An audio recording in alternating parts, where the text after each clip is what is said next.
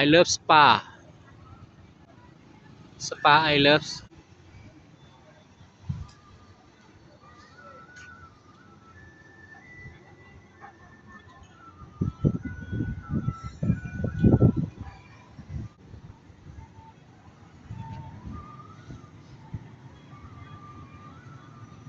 ลงทางซอดปุ่นซอดพีพี่น้องพ่อบ้านก็มาเลาะเก็บภาพบรรยากาศยามมื้อเว้นเนาะให้เบิ่งเมื่อคืนนี้มานี่กลางคืนจะมีไฟแสงสีงามพี่น้องแดบล้ำเฮ็ดนี่จะเป็นเฮ็ดชนเผ่ามงชนเผ่าอาคาเนาะเฮ็ดสปานี่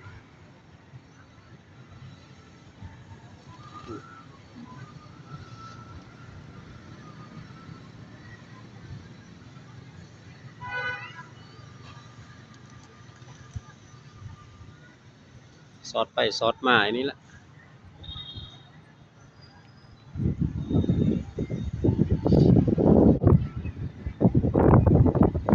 ทักทายสบายดีอีกรอบหนึงเนาะพ่อบ้านจะลงทางสอดผลสอดผีมาเราเก็บภาพบรรยากาศไปฝากพี่ฝากน้องผู้ใดบ่เคยไปเคยมาได้เบิ่งได้ชมนำกันได้ฮู้ได้เฮ็ดนำกันเนาะ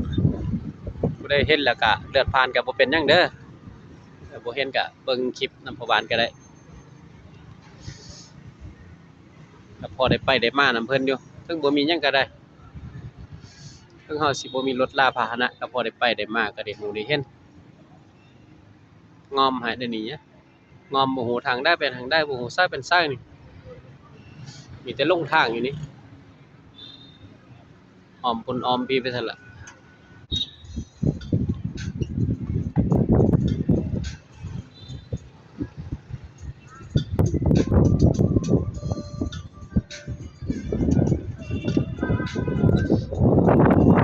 ตอนนี้พ่อบ้านสิมาอันเกิมอยู่นี่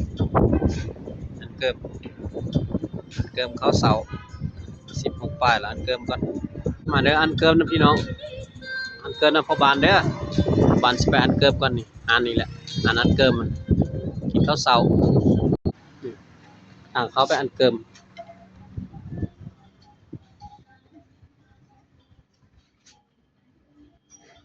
นี่อันเกิมนี่อันเกิมอันอาหาร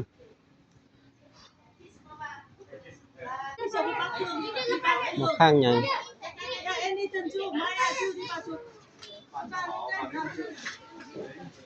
มีเจ้าของแฮมอยู่บางเวียง